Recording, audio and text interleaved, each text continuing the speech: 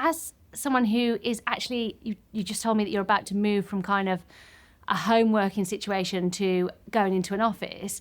Is this something that you've discussed ahead of time with your new employers, and what kinds of things are you likely to be asking for?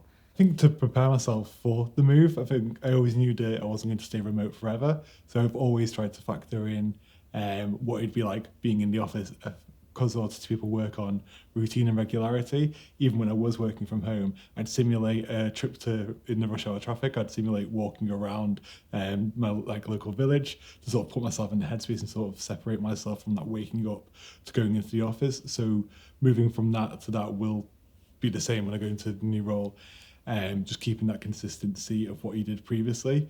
I think I won't know until I actually start if there will be some change. I imagine there will be some quite radical differences in terms of small talk will start factoring into it, and that's not really my forte. And I think especially because I've been so insular for so long, you didn't really have the opportunity to practice my little chit chat. You normally just have a call in the morning and get straight to business. I think you've got to play it by ear. If something is going wrong, you've got to reflect on it. Like, I'm quite good at writing down my emotions. It sounds quite strange, but every hour or so I'll try and jot down how I'm feeling. Not if I'm feeling differently, just how I'm feeling in that moment. And then you can reflect at the end of the day and see, if at 9 o'clock every day, I wrote that I was feeling a bit anxious, and then sort of work out, was that because more people were coming in? Does that mean I do need to start coming in a bit earlier?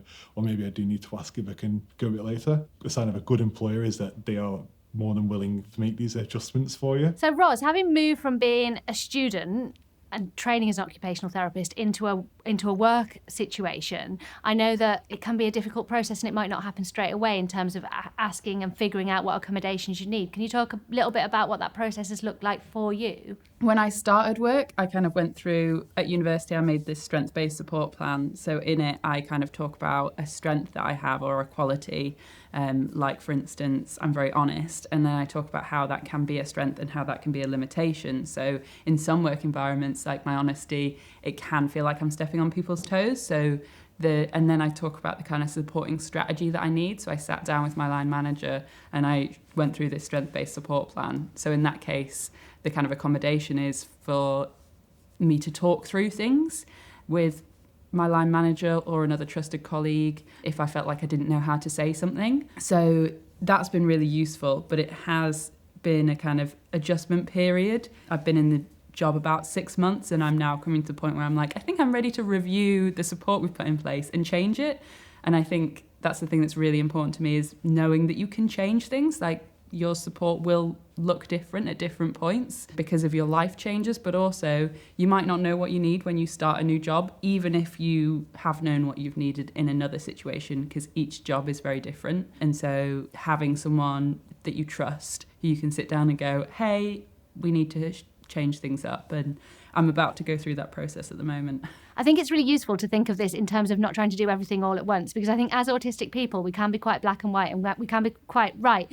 There are problems, let's fix 20 different things, and then all the problems will be gone, and our lives will be sorted and will run smoothly, and then become completely overwhelmed by all the changes that you've made to your life. And so I would definitely urge anyone looking at accommodations in the home or in the workplace to start small and gradually build on that.